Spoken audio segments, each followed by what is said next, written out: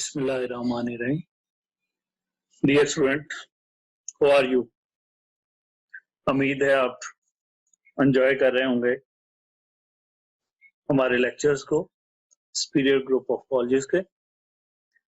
आज का हमारा जो टॉपिक है बहुत अहम है और वो है बायोलॉजिकल मेथड। ये सवाल बोर्ड में लॉन्ग क्वेश्चन के तौर पे 4 मार्क्स के क्वेश्चन के तौर पे और इसमें से एमसीक्यूज जब आप पास पेपर्स देखेंगे पोर्टल में तो आपको अंदाजा हो जाएगा कि मैं इस चैप्टर की कितनी अहमियत है इस टॉपिक की इस चैप्टर में जो कि बायोलॉजिकल मेथड है। इसमें से बहुत सारे शॉर्ट क्वेश्चंस और एमसीक्यूज जो हैं वो आते हैं। सबसे पहले हमने बात करनी है कि बायोलॉजिकल मेथड।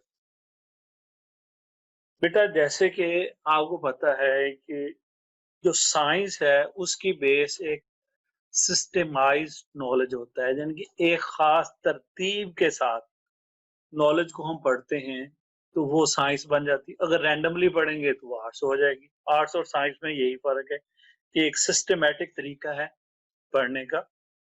तो इसी तरह से बायोलॉजी के अंदर भी जैसे कि साइंस में एक सेट मेथडोलॉजी है, एक तरीकेकार पहले से डिटरमिन होता है चीजों को, बिल्कुल ऐसे ही बायोलॉजी के अंदर भी बायोलॉजिकल मेथड में एक सेट मेथडोलॉजी है। और वो सेट मेथडोलॉजी है क्या? वो है एक्सपेरिमेंटल इंक्वायरी। किस बायोलॉजी में हम हर चीज जो है उसको बेस बनाते हैं उसमें एक्सपेरिमेंट को, कि एक्सपेरिमेंट में वो चीज जो है वो प्रूव हो जाए। मीन एक्सपेरिमेंटली अगर वो चीज प्रूव्ड है तो हम उसको एक्सेप्ट करते हैं, जिसको हम एक्सपेरिमेंटल इंक्वायरी का नाम। यानी कि इस मेथडोलॉजी की जो बेस है वो है एक्सपेरिमेंट। अब ये कैसे शुरू होता है बायोलॉजिकल मेथड? ये शुरू होता है चांस ऑब्जर्वेशन से। मीन बाय चांस हमें कोई चीज मिल जाती है, जैसे ये कोई डिजीज है, जैसे कोरोना की आजकल बात हो रही है, तो ये बाय चांस डॉक्टर जो है चाइनीज, उन्होंने उसको एक डॉक्टर ने ऑब्जर्व किया और उस ऑब्जर्वेशन की बेस के ऊपर फिर जब उसको स्टडी किया गया तो ये बड़ी डेंजर किस्म की जो है वो डिजीज का पता चला। ऐसे ही चांस ऑब्जर्वेशन। अब जो चांस ऑब्जर्वेशन होती हैं या जिसको हम ऑब्जर्वेशन कहते हैं, ये ऑब्जर्वेशन हम कैसे हासिल करते हैं? ये ऑब्जर्वेशन 5 सेंसेस की मदद से जो है वो ली जाती हैं। अब उसमें 5 सेंसेस हमारी क्या है? विजन, यानी कि हम देख के ऑब्जर्व कर सकते हैं, हम सुन के ऑब्जर्व कर सकते हैं चीज को, हम स्मेल करके ऑब्जर्व कर सकते हैं, टेस्ट से या फिर टच से। तो दीज आर 5 सेंसेस जिनकी मदद से हम चीजों को ऑब्जर्व करते हैं, यानी कि जिससे हम ऑब्जर्वेशन जो है उसको बनाते हैं।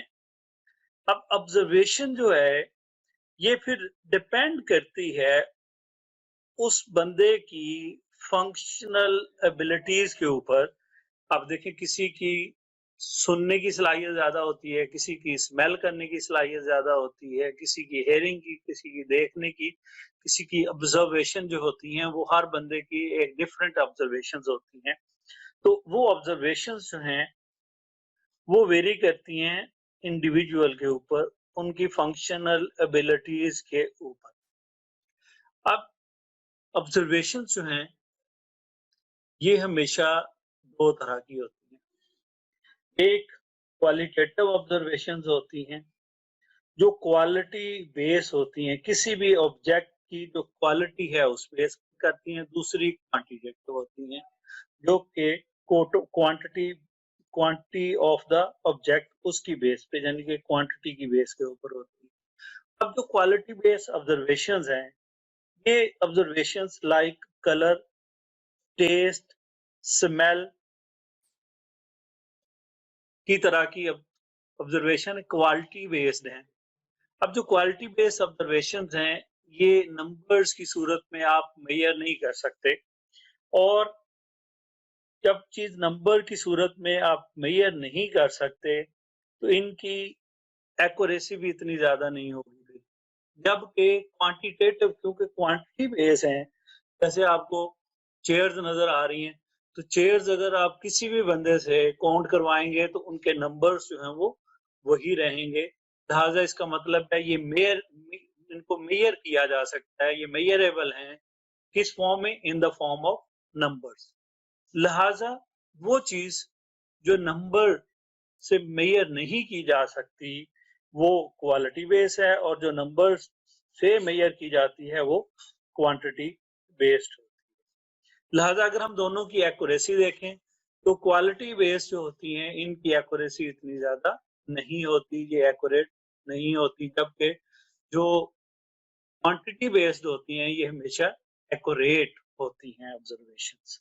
तो इसका मतलब है कि क्वांटिटेटिव ऑब्जर्वेशंस जो हैं they are accurate as compare to the qualitative observation. मतलब कलर की बात कर लें, स्मेल की बात कर लें, टेस्ट की बात कर लें, एक बंदा कहता है ये बहुत अच्छा टेस्ट है, दूसरा कहता है नहीं इसका तो टेस्ट इतना अच्छा नहीं है, तीसरा जो है उसकी एक अपनी इंडिविजुअल राय होगी।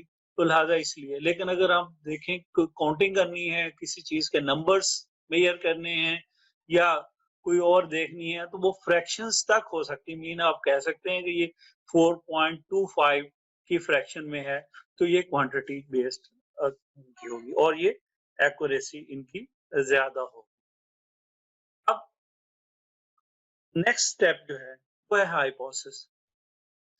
कि हाइपोथेसिस क्या होती है? हाइपोथेसिस की दो तीन डेफिनेशन है। एक बुक की डेफिनेशन सबसे पहले हम देखेंगे। बुक की डेफिनेशन ये है कि एन ऑब्जर्वर ऑर्गेनाइज्ड ऑब्जर्वेशन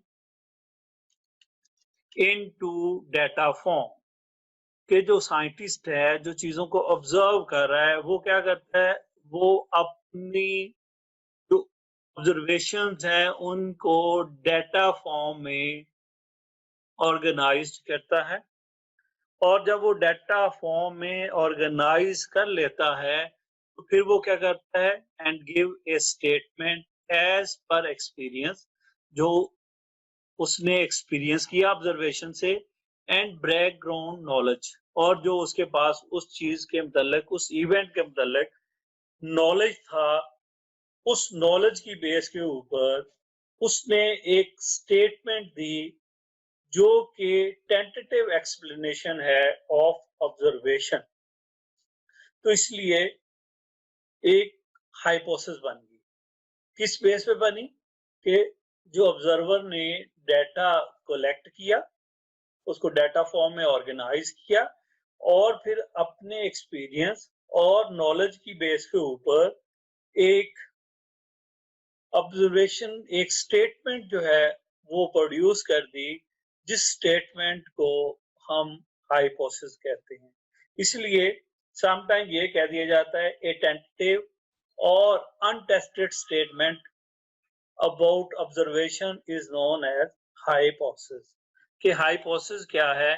कि एक स्टेटमेंट है, टेंटेटिव एक्सप्लेनेशन है ऑफ ऑब्जर्वेशन, या एक स्टेटमेंट और untested observation or explanation of the observation is known as hypothesis कहलाती है।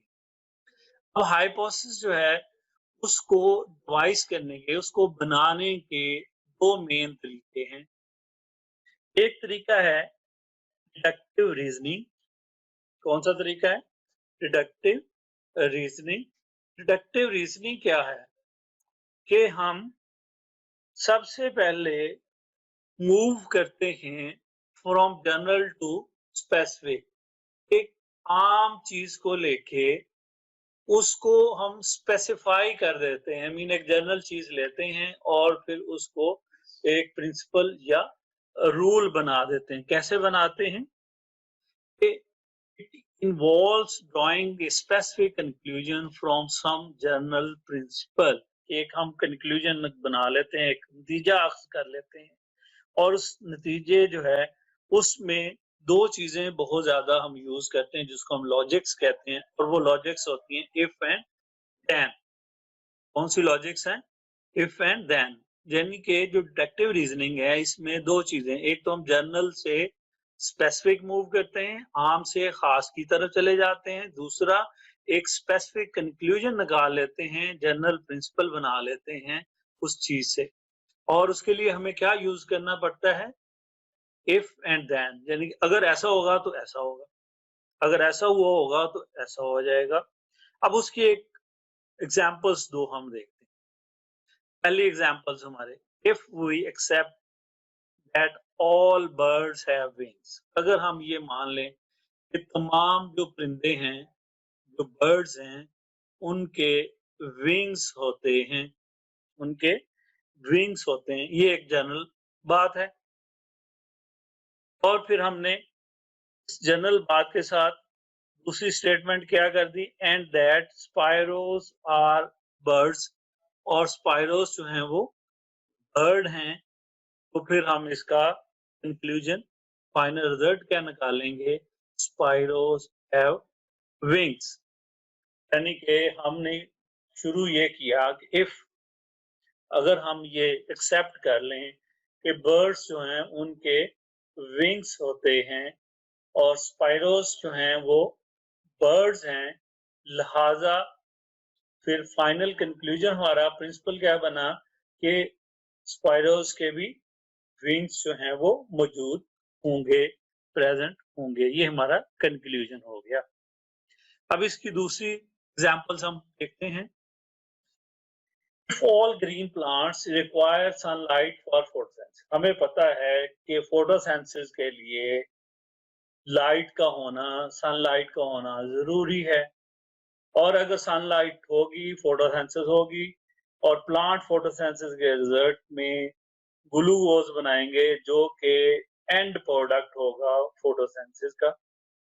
और अब हम क्या कह रहे हैं? देन, क्योंकि हमने कहा इफ और देन का इस्तेमाल होगा।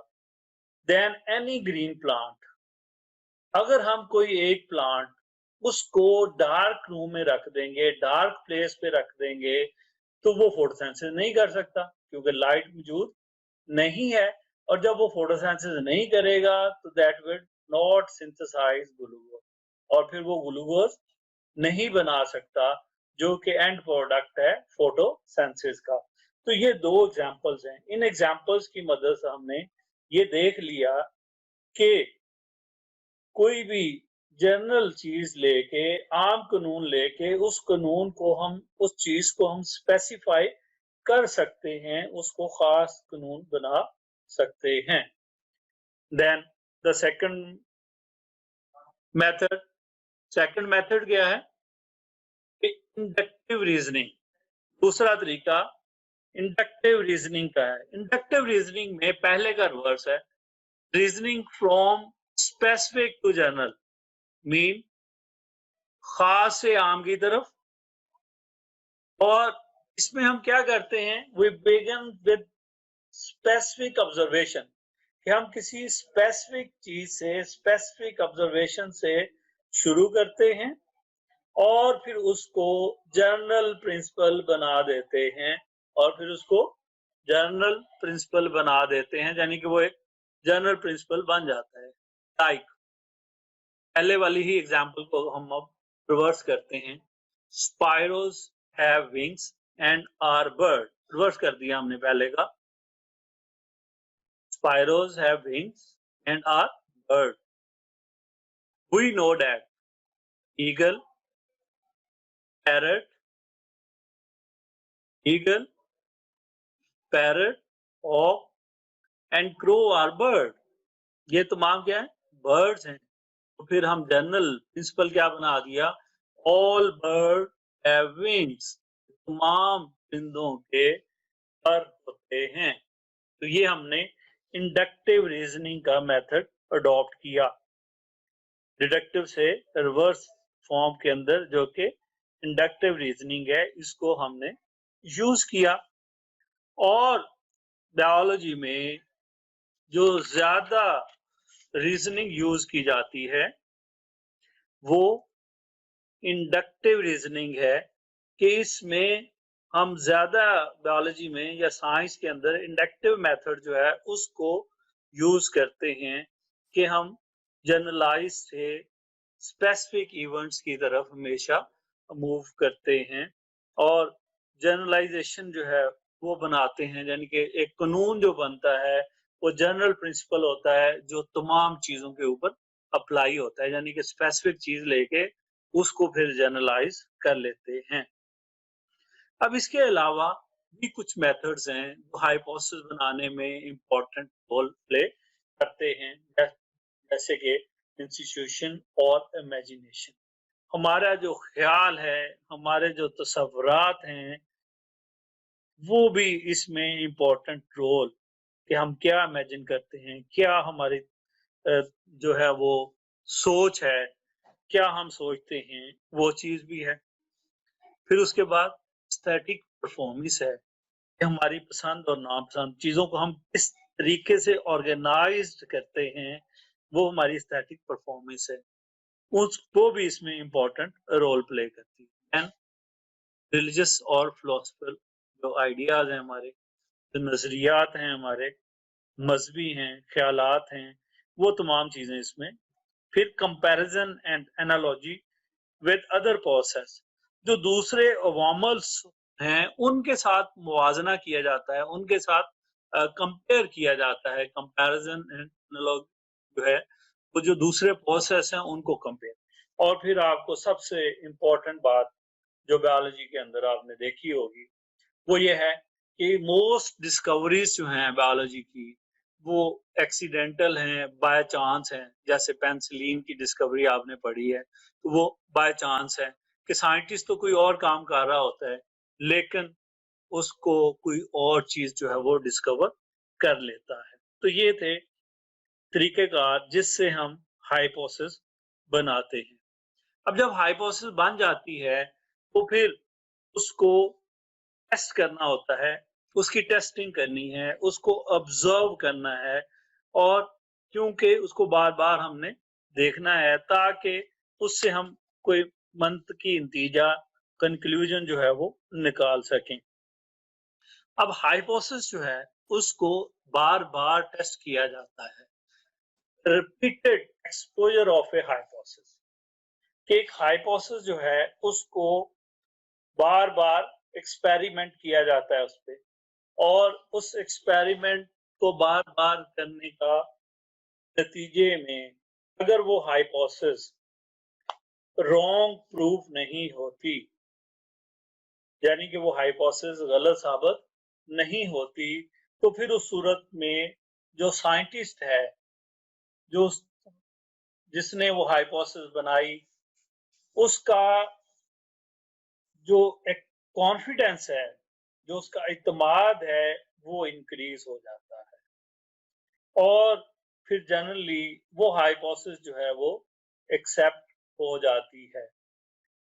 हाइपोथेसिस जो होती है वैसा नहीं है कि उस फौरन ही उसको एक्सेप्ट कर लिया जाता है, बट के that is repeatedly exposure of A hypothesis, उसको बार बार अगेन एंड अगेन एक्सपेरिमेंट्स उस पर परफॉर्म किए जाते हैं और उस सूरत में अगर वो पॉसिबल फॉल्सिफिकेशन नहीं होती, वो गलत साबित नहीं होती, तो that definitely increase the confidence in the hypothesis. तो वो कॉन्फिडेंस जो है हाइपोथेसिस के ऊपर साइंटिस्ट का वो बढ़ जाता है अगर वो मुमकिना तौर पे गलत साबित नहीं होती। और अगर वो सही साबित होती आ रही है तो फिर वो well supported and generally accepted हो जाए। एक ऐसी हाइपोथेसिस जिसको बार बार टेस्ट किया गया, यानी कि that is tested again and again without ever being falsified. अगर एक ऐसी हाइपोथेसिस जो कि बार बार टेस्ट की जा रही है और हर टेस्ट के रिजल्ट में वो गलत साबित नहीं होती, तो फिर उसको सपोर्ट किया जाता है और उसको जनरली एक्सेप्ट कर लिया जाता है। जब उसको एक्सेप्ट कर लेते हैं तो फिर उस हाइपोथेसिस से और बहुत सारी हाइपोथेसिस निकालते हैं, यानी कि उसी को बेस बना के और हाइपोथेसिस जो हैं वो फॉर्मुलेट कर ली जाती हैं, वो बना ली जाती हैं।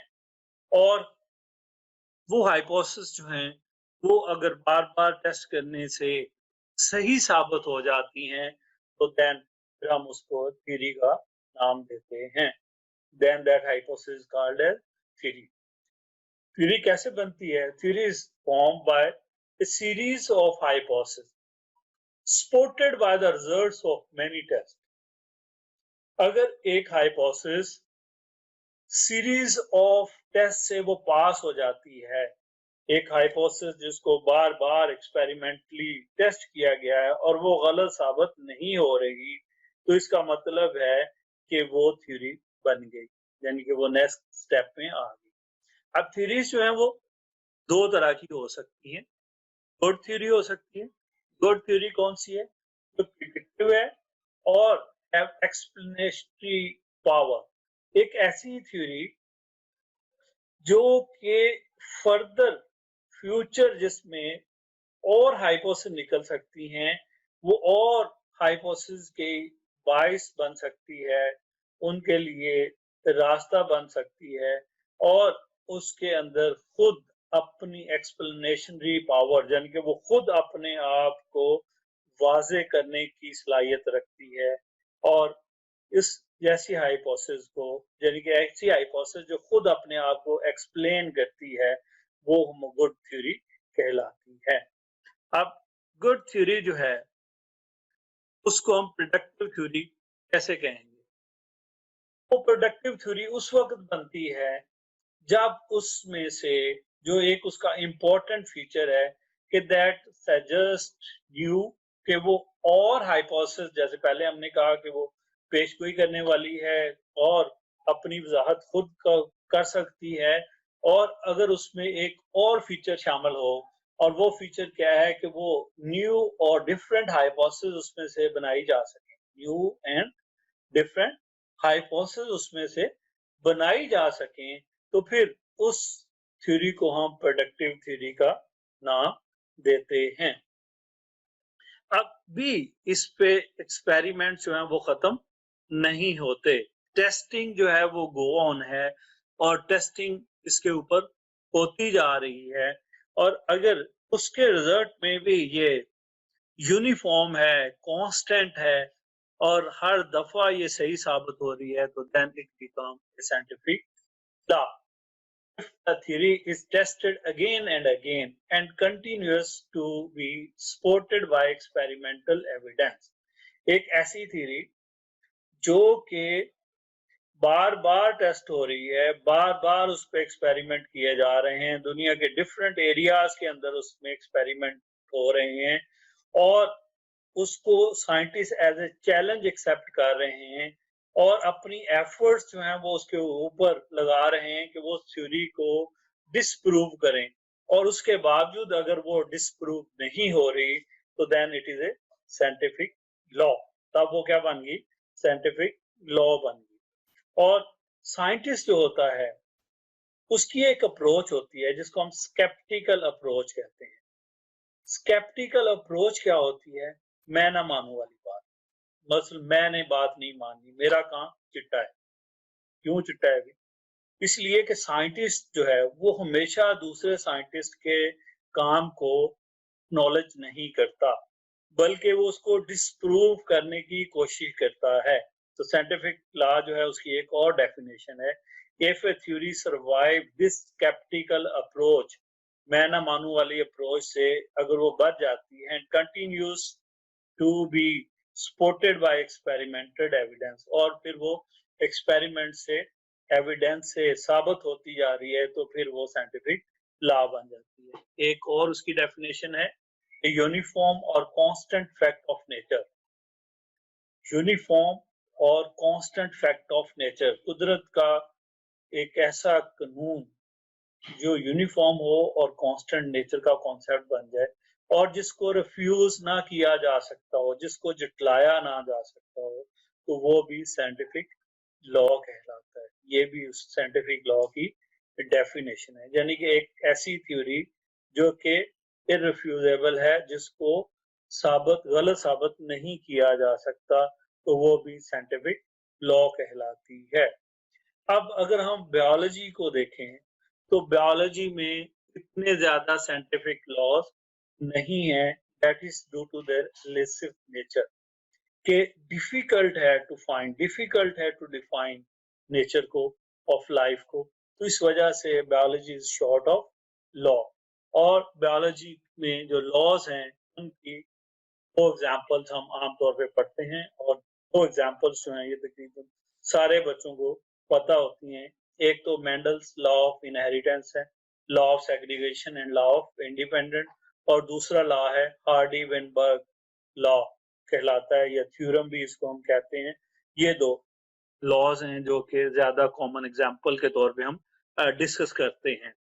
अब सबसे एक और इम्पोर्टेंट बात, और वो इम्पोर्टेंट बात क्या है, laws are more general than theories. Theories जो होती हैं ये थोड़ी स्पेसिफिक होती हैं, और जो लॉज होते हैं ये हमेशा जनरलाइज होते हैं। थ्योरीज जो है वो हो सकता है एक रीजन में सही हो, दूसरे रीजन में जाके गलत हो जाए, लेकिन लॉ जो होता है वो हमेशा यूनिवर्सल फैक्ट होता है, वो हमेशा यूनिवर्सल होता है, वो दुनिया के किसी कोने में भी हो वो सही साबित होता है। इसलिए हमारे जो लॉज हैं ये जनरलाइज होते हैं, और ये हमेशा जो कॉम्प्लेक्स क्वेश्चंस हैं उनके आंसर्स भी हमें लॉज में मिल जाते हैं, जबकि थ्योरी जो है उसमें इतने ज्यादा हमें आंसर्स नहीं मिलते। इसलिए हम कहते हैं कि जो लॉ है that can generally afford answers to even more complex questions as compared to the theory। ठीक है, और ये था हमारा आज का लेक्चर। बहुत अहम लेक्चर है, तमाम बोर्ड्स में तमाम पेपर्स के अंदर इसमें से जरूर क्वेश्चंस आते हैं, लिहाजा इसको आपने बहुत अच्छे तरीके से तैयार करना है। Thank you very much. अल्लाह हाफिज। See you again tomorrow morning.